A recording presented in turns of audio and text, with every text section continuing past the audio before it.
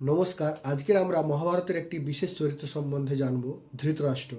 আপনারা প্রত্যেকেই ধৃতরাষ্ট্র চরিত্র সম্বন্ধে জানেন যে ধৃতরাষ্ট্র কে ছিলেন বা কি করেছেন। বলা হয় অন্ধ ধৃতরাষ্ট্র, তিনি জন্মান্ধ ছিলেন।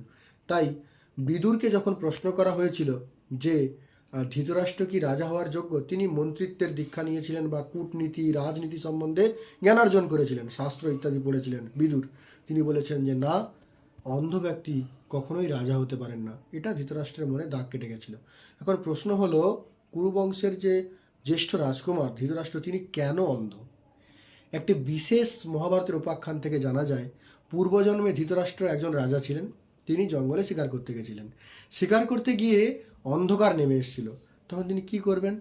তখন কি করছিলেন তিনি? না, গাছের তলায় বসে তিনি কিছু পাতা ডাল জড়ো করে আগুন লাগিয়ে সেখানে হাত সেঁকছিলেন। হঠাৎ করে দেখলেন যে একটি পাখির ছোট্ট শিশু, বিহক শিশু, মানে ছোট্ট পাখির বাচ্চা গাছ থেকে পড়ে গেছে। সে ঠান্ডায় কাতরে কুঁকড়ে যাচ্ছে বা কষ্ট পাচ্ছে। তাহলে ধৃতরাষ্ট্রের কী উচিত ছিল? যে সেই ছোট্ট শিশুটিকে তার বাসায় ফিরিয়ে দিয়ে আসা। তার পরিবর্তে তিনি ক্ষুধার্ত ছিলেন, সেই ছোট্ট পাখির বাচ্চাটাকে তিনি আগুনে ঝলসে ভক্ষণ করেছিলেন।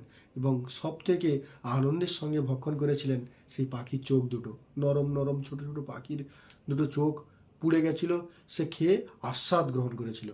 তখন সেই মা পাখিটি কাঁদতে কাঁদতে ধৃতরাষ্ট্রকে অভিশাপ দিয়েছিল যে পরের জন্মে তুমি অন্ধ হয়ে জন্মাবে। তাই পরের জন্মে ধৃতরাষ্ট্র অন্ধরূপে জন্মগ্রহণ করে। এটি হলো একটি বিশেষ উপাখ্যান অনুসারে ধৃতরাষ্ট্রের অন্ধ হয়ে জন্মানোর কাহিনী। সকলে ভালো থাকবেন, সুস্থ থাকবেন। নমস্কার।